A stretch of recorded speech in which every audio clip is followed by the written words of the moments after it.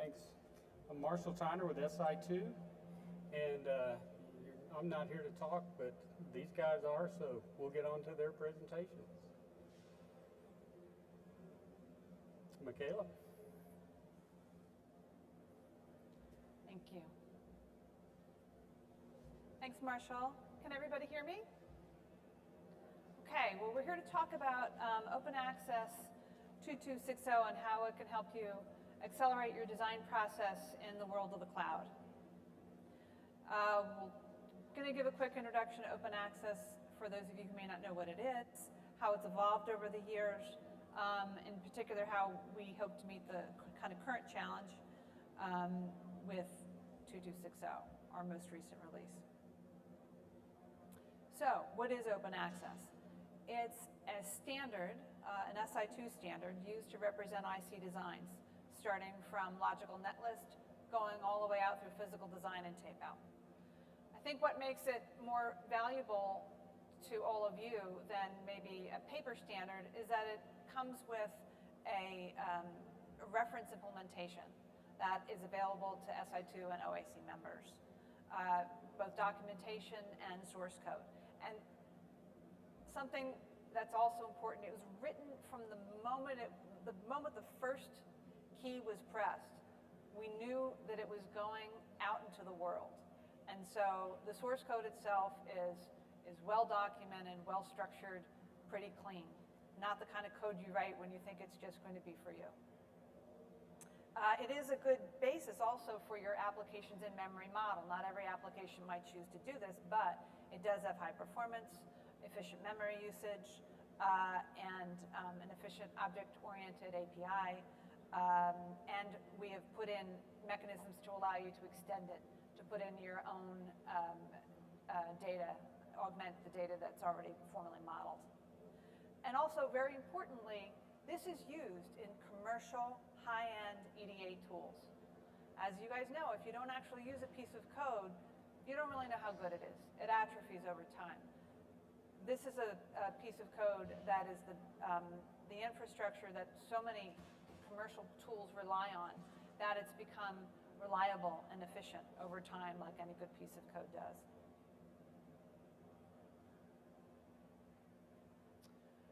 We also built it at the get-go to be stable but allow for evolution in two particular ways. First of all, in a given major stream, we ensure that the API is kept compatible, meaning that you can take an application that was compiled with an early version of, say, OpenAccess 2250 and drop the most recent OpenAccess 2250 libraries into it, shared libraries into it, and it'll continue to work because we're not going to change existing APIs. We may add new ones, but we're not going to change old ones. Secondarily, very early on, we put in a mechanism that allows us to introduce new kinds of data in a way that even old software can recognize and handle gracefully.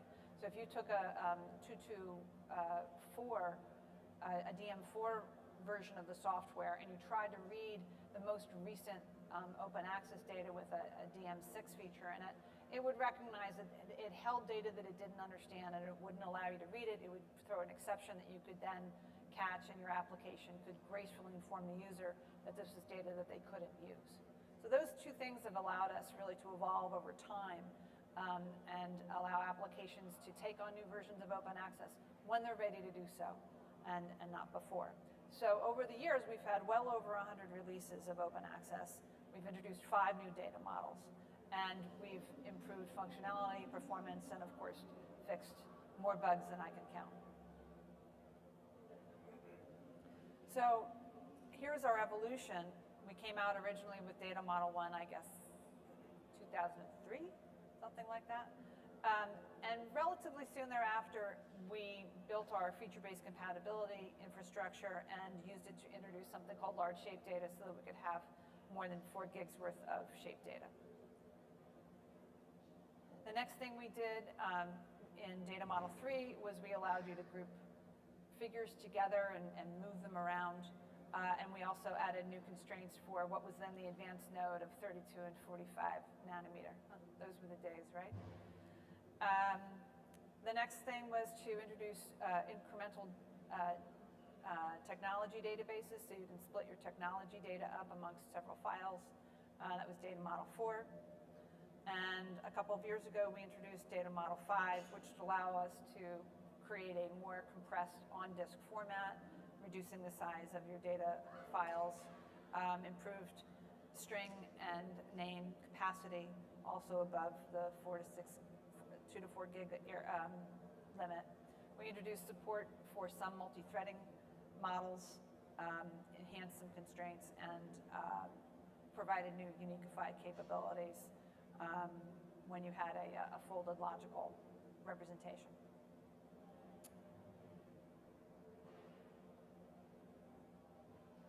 So then what's next? I think any good EDA presentation says something about design data is getting bigger, chip data is getting bigger. So I'm not going to be an exception there. But what are we going to do about it this time? We've thrown all sorts of different techniques at handling bigger data, but now one thing that we have is the cloud.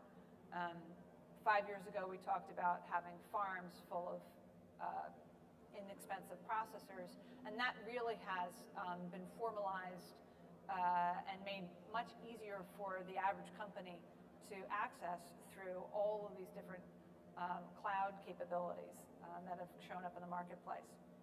So how can we take advantage of this? Well, one of the things we can do potentially is to allow finer grained access to the information in an open access design so that we could improve our ability to take advantage of parallel processing. And that's where we came to our latest evolution, which is data model 6.0, introducing data model 6 with OA partitions. OA partitions basically allow applications to organize their data so they can read only the data that they need. So it's really an infrastructure. You can use it, you as an application developer can use it in the way you want.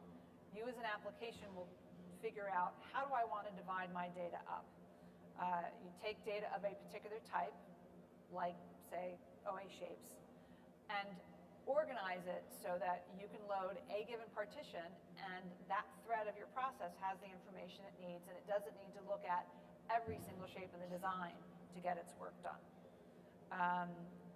Because this is the introduction of a new kind of an object, it does trigger data model 6. And again, an application has to explicitly create partitions. It doesn't, OpenAccess doesn't do it for you automatically. We don't know your application's algorithm and what would be useful to it, so it's really an infrastructure for you to use. But that means that if you just start using OpenAccess 2260 in your application, you're not going to all of a sudden upgrade all of your data to 2260. You have to do something explicit to create a DM6 database. So let's go through a quick example to see what I mean. So let's take a design and divide it up into 16 tiles. And say you have an application that needs to process all the geometry in a layout. What you can do is create 16 separate threads that would then process all the data in one of these tiles. So the algorithm that you would have to write to create the partitions would be, figure out the extent of the design, figure out the bounding boxes of these tiles, and maybe something very simple would be look at every shape, figure out where the lower left corner is, and assign it to one of these 16 partitions. And then subsequently, your process could spawn 16 different sub-processes, each of which would read and process the information in one tile. So just to summarize, OA partitions are an enablement for applications to partition data and control how much information has to be pulled out of the file for any given process. This means that each individual process doesn't have to use as much memory. It'll run faster because it's loading less data from disk. The other important thing to note, though, is that if you don't care about partitions, if you don't understand this algorithm, you don't have to change your code. All of the normal existing APIs, which allow you to get at data like the shape data, they keep working like they always have. They may only load a partition as they encounter a shape that's in one. You might get some side benefit to it if it turns out you don't have to access all of the data in a design. But as an application developer, you don't have to change your code to read data that has partitions in it. So I just wanted to run through some very practical tips, things that sometimes people don't get right. If you want to use 2260, first of all, you should recompile your application, and you should recompile it with one of the supported compilers, for example, GCC 6.3 on Linux. You should run on a supported operating system like Red Hat 6 on Linux. But it's really important that you don't try to mix 2250 shared libraries and 2260 application, or take your 2250 compiled application and try to link to 2260 shared libraries. Don't try to use a plugin shared library that was compiled on 2250 with your 2260 application, or vice versa. The biggest issue there is that the GCC libraries for 2250 and 2260 compilers are incompatible. So you'll probably get your first error message coming out of the loader not being able to load something out of the Linux runtime library. So just to summarize, 2260 is out there. It was contributed to Si2 in 2018 and is available off of their website, available to OpenAccess Coalition members. And I think it has been yet another case where we've been able to advance open access, advance the state of the art while retaining the stability that our users have grown accustomed to. Thank you very much.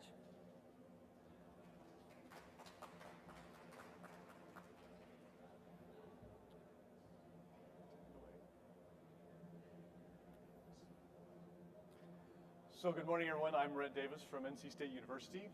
I've been using, I'm mostly an IC designer by trade, and I build a lot of chips. I use a lot of commercial design tools. I've been using OpenAccess pretty much since it was first released, because I like using it to, I build a lot of sort of glue tools to connect tools together into big CAD flows so that we can try to get a large productivity in small groups of grad students. So that's my familiarity with open access.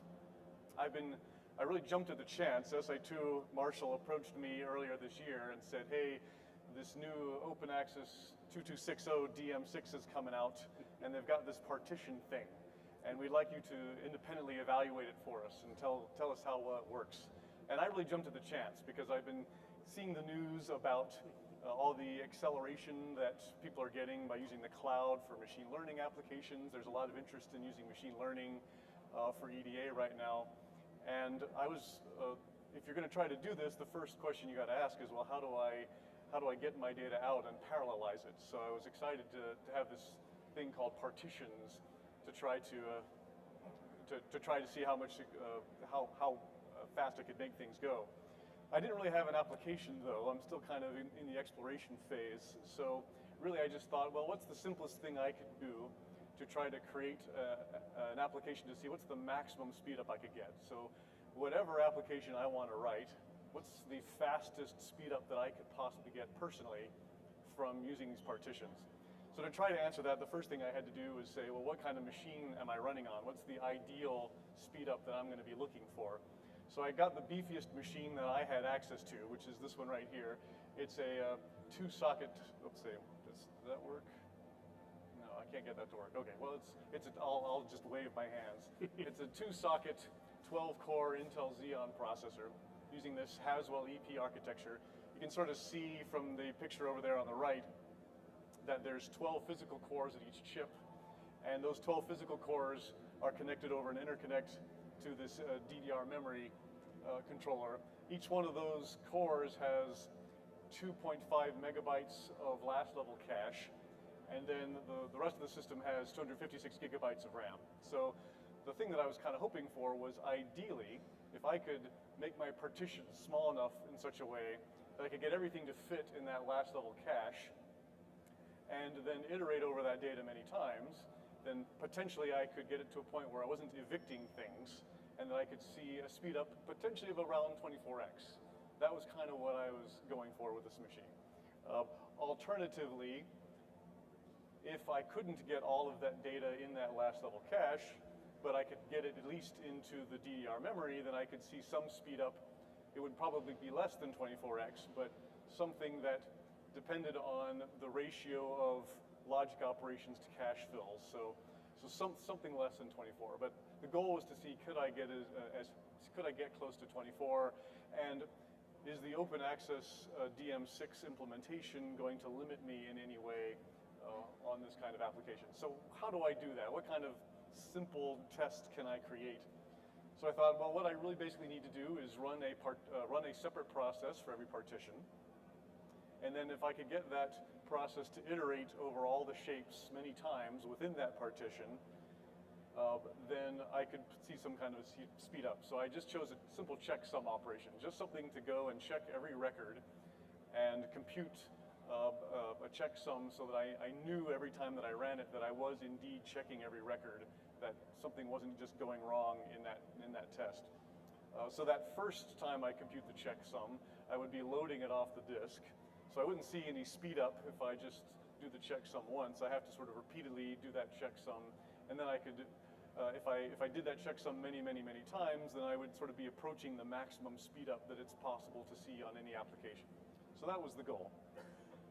So here's the basic test setup that I used.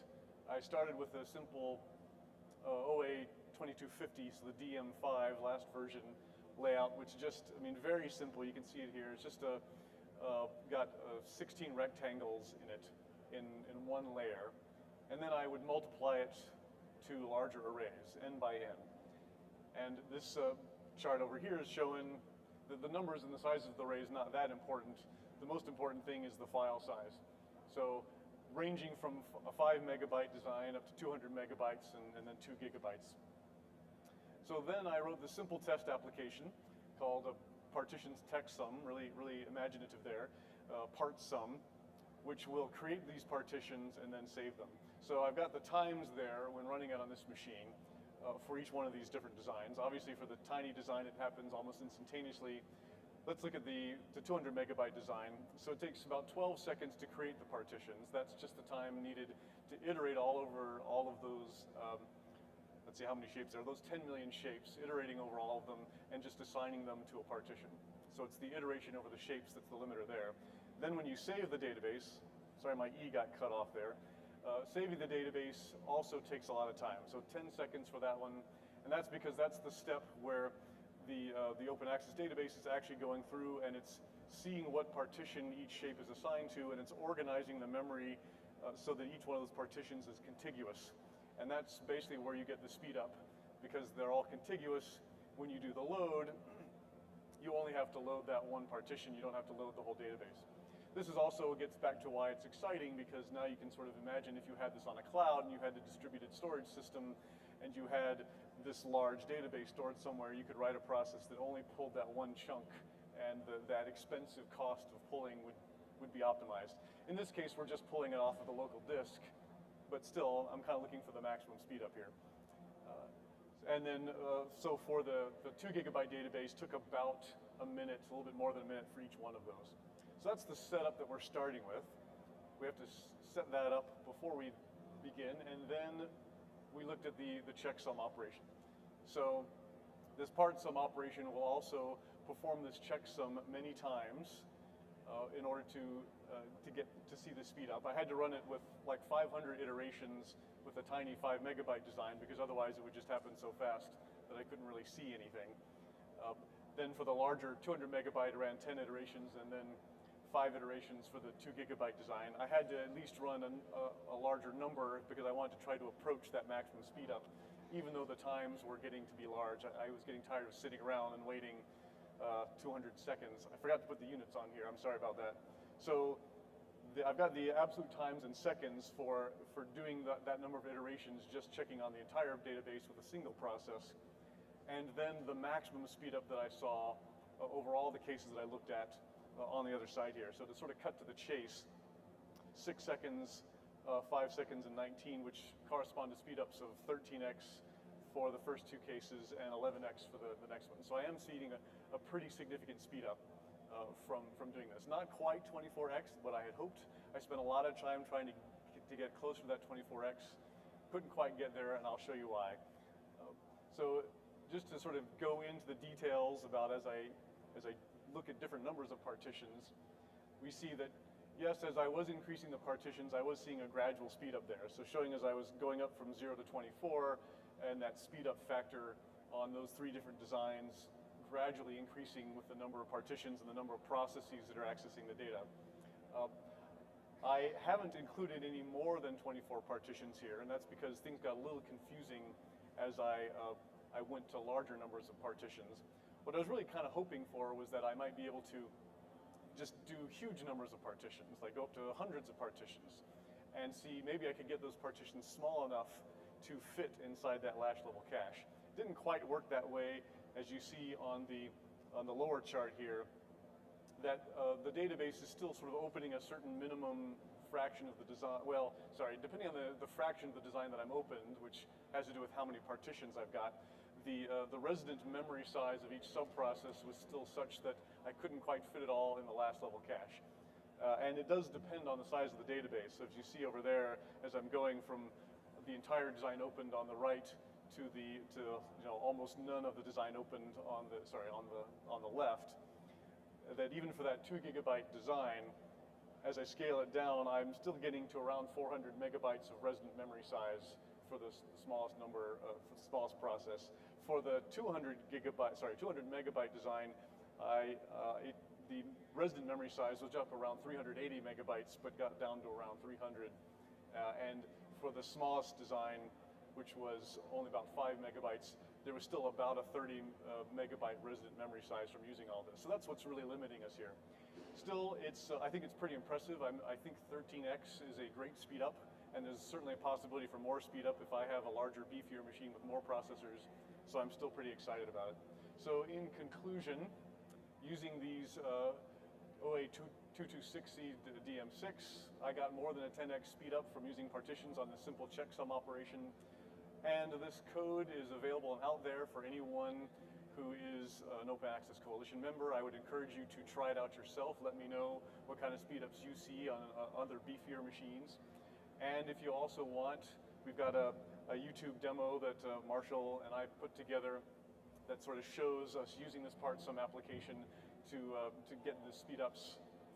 And if you don't want to write down the link right now, you can just send me email and I'll send you the link. So thank you very much.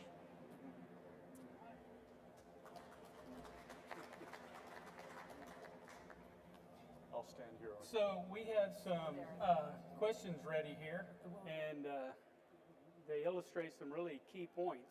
So we'll go through those and see how much time we have left, and then continue on from there.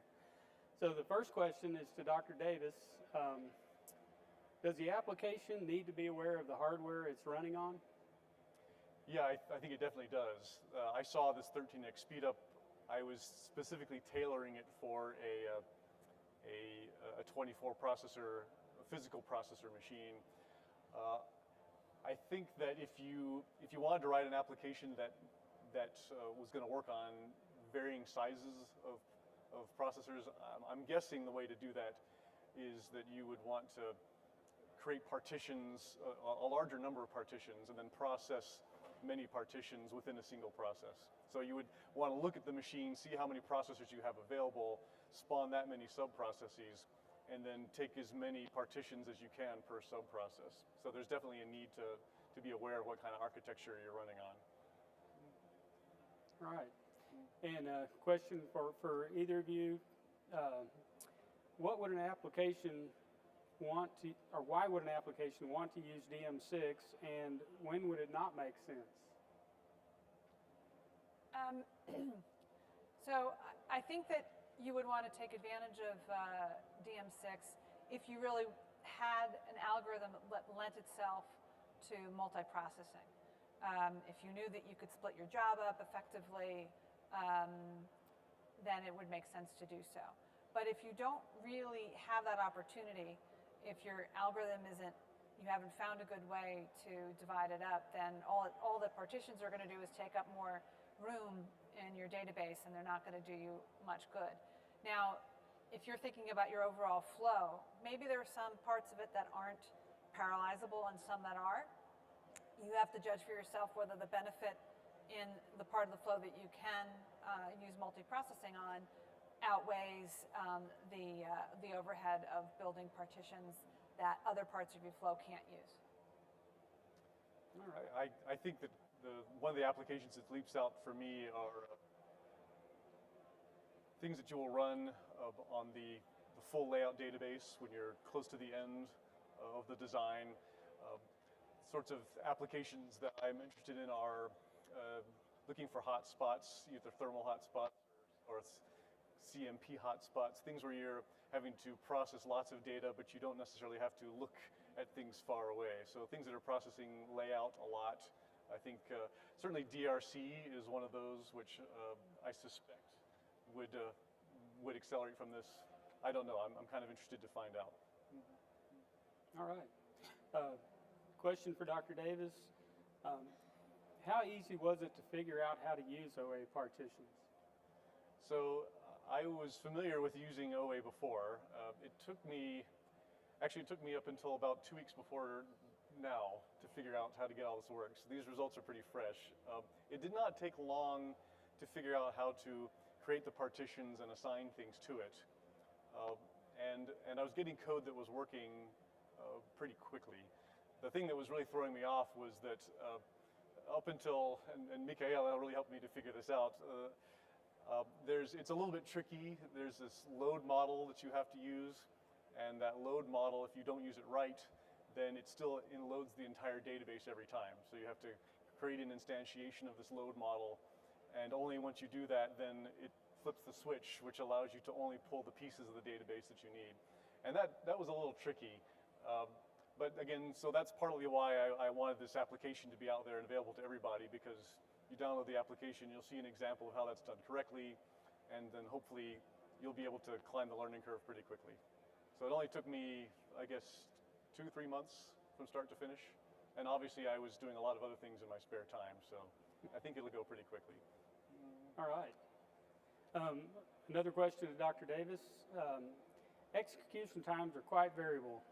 How many trials did you run as you collected your data, and what kind of averaging did you do? So I didn't have a whole lot of time to do this very scientifically. So really I'm just kind of showing the minimum times here. I would, for each trial, I ran it about like 2 or 3 times, and I just picked the minimum for both the baseline for comparison as well as the speed up. Also, I guess I should say, I'm also just using wall clock time here, so I'm also including the time for all the other processes, the background processes that are running on this thing. I did my best to sort of keep the number of processes to a minimum, but yeah, I was looking for that maximum speed up. So just the minimum of all the trials is what I've got. All right. Question for Michaela. If I don't need to use partition data, why should I move my application to 2260? I guess there are a couple of reasons. First off, if you want to get the most recent version of OpenAccess with all the fixes that we put into it on a regular basis, 2260 is your best bet. If you want to move up to the more recent GCC compiler and have support for Red Hat 6, that's another reason. But also, you would then be able to interoperate with data produced by other people's tools that are DM6 enabled and that do actually create partitions. So I think it's always a good idea to roll forward to the newest version of OpenAccess available. It will certainly be the one that we'll be putting the most resources in over the next year to to do bug fixes and enhancements.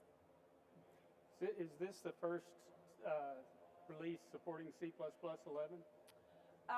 We are beginning to put some C++ 11 constructs into, we haven't released it yet, but over the course of DM6, we'll be putting more and more C++ constructs into OpenAccess 2260. It will be done in a way that requires an if-def switch, so you can compile it either for C++ 11 or not.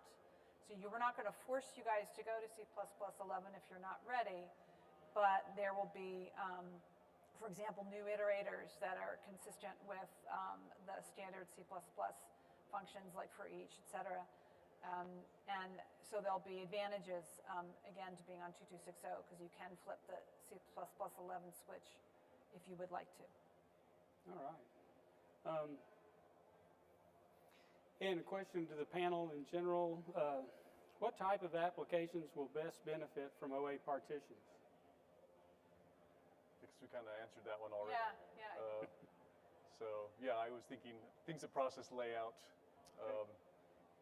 DRCs. Okay. That's what I'm, or potentially machine learning applications where I haven't figured that part out yet, but I'm kind of anxious to explore it.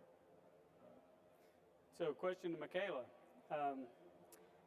Can you have partition and non-partition data in the same flow?